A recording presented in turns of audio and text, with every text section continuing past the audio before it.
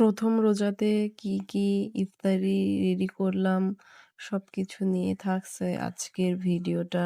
অল্প সময়ের মধ্যেও কিছু আয়োজন করেছি। নিজে অসুস্থ খুব।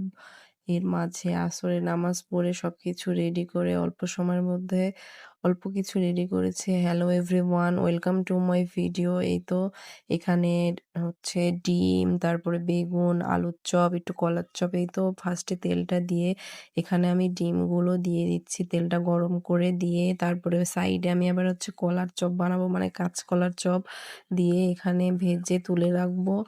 এখানে অল্প কিছুর মধ্যে জাস্ট আমি অল্প করে সবকিছুই ভাজা পোড়া রেখেছি, সাথে আরও কিছু ছিল।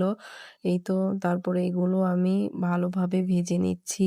এখানে হচ্ছে ভিডিওটা মানে অনেক বড় হয়ে যাবে বলে স্পিডটা বাড়াই দিয়েছি। আর এখানে মানে সবাই হচ্ছে আলুর চপটা বানাই হচ্ছে আলুটা সিদ্ধ করে ম্যাশ করে ওটা মাখিয়ে, তারপরে আর আমি আলুর চপটা বানাই জাস্ট যেমন বেগুনিটা কাটা হয় স্লাইসি করে, ওইভাবে পাতলা করে আমি ওইটা হচ্ছে মানে আলুটাকে লবণ দিয়ে মেখে তারপরে আমি বেসন দিয়ে মাখিয়ে নিয়ে তারপরে আমি তেলের উপরে দিয়ে দিই। এখানে হচ্ছে কিছুটা বাঁধাকপির চপ করব, তারপর পেঁয়াজু এই তো ভাজা পোড়া করতেছি। নামাজ পড়ে এসে সবকিছু মানে অল্প সময়ের মধ্যে আমি রেডি করতেছি।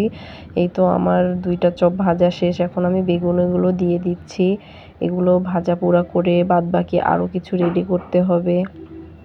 এই তো আমার বেগুনিগুলো ভাজা হয়ে যাচ্ছে। ক্যামেরাতে কালারটা কেমন আসতেছে জানি না, বাট কালারটা সামনাসামনি অনেক সুন্দর হয়েছিল।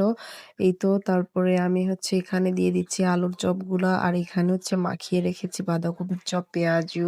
আর এটা হচ্ছে ডাউলের বড়া, জাস্ট ওই যে কি বলে গন্ধ ফাদলের পাতা না কি বলে, ওইটা দিয়ে মাখিয়ে রেখে দিয়েছি। এখন আস্তে দিব আর ভেজে নামাই রাখবো। এই তো ভিডিওটা যদি আপনাদের ভালো লেগে থাকে তাহলে কমেন্টে জানাবেন। এই তো সবগুলো ভেজে নিচ্ছি একে ভেজে নিয়ে তারপরে এখানে আবার হচ্ছে সেই ডাউলের ওই পাতা দিয়ে ডাউলের বড়াটাও ভেজে নিচ্ছি। এখানে আমি ভাজা পোড়া জাস্ট অল্প করে রেখেছি, সঙ্গে যেহেতু আরো কিছু আছে সেজন্য ভাজা পোড়াটা জাস্ট আমি মানে অ্যালাউ করি না ইফতারিতে, যেহেতু তেলের জিনিস খুব মানে সাবধানে। এই তো রান্না করতে মানে ভাজাপোড়া করতে একটু নিজেকে দেখাই নিলাম। এই তো হাতে হচ্ছে বেসন লেগে আছে। এই তো আমার মুখের অবস্থা খুবই খারাপ যেহেতু আমি অসুস্থ একটু। আর এই তো সবগুলো ভাজাপোড়া করা শেষ। এখন আমি হচ্ছে ফলগুলো রেডি করে নিব। এই তো এখানে ফলগুলো সব রেডি করে রেখে দিয়েছি। তারপরে এখানে সব গ্লাসে পানি রেখে এখানে সবকিছু আমি এখন রেডি করে রেখেছি। এখন ইফতারিটা সামনে নিয়ে বসে থাকতে হবে। এই তো সবকিছু মিলেই আজকে রোজার 4র্থ দিন, আর আমি ভিডিওটা ফার্স্ট দিনের রোজার ভিডিওটা দিচ্ছি। এই তো সবকিছু মিলে আলহামদুলিল্লাহ ইফতার। এখানে আমি ইফতারটা সামনে রেখে রেডি করে সামনে নিয়ে বসে আছি। আর এখানে আমার ছোট ছেলেটা আমার সঙ্গে গল্প করতেছে। আর এখানে ইফতার করতেছে আমার ছেলে।